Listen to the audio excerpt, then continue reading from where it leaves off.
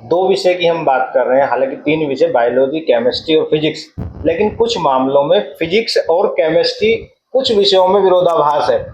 उसको आप समझाइए किस प्रकार से। देखो सर, केमिस्ट्री और फिजिक्स का पैटर्न और पढ़ने का तरीका ही डिफरेंट होता है। जब हम फिजिक्स में जाते हैं तो उसमें हमें सबसे पहले किसी चीज की थ्योरी दे दी जाती है।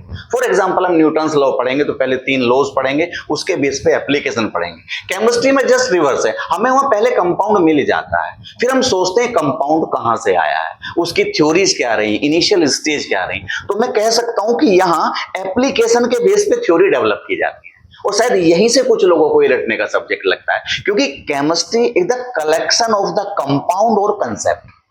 अगर हम उन कंपाउंड के बेस पे स्टडी करते हैं, फॉर एग्जांपल मैं यहां से देख सकता हूं, आपने कोई रिएक्शन याद करी, टीचर ने कहा कि आपको याद करनी है, जबकि उस कंपाउंड का हमें पहले से पता है जो कंपाउंड बना हुआ है। अब हमें यह सोचना है कंपाउंड कैसे बना, उसका इंटरमीडिएट क्या था। और अगर हमें किसी भी कंपाउंड के इंटरमीडिएट या उसके करैक्टर या उसकी कंडीशंस पता लग जाए तो हम रिएक्शन को आसानी से समझ सकते हैं, और उसके जैसी डिफरेंट रिएक्शंस को याद करने में भी मदद मिल सकती है।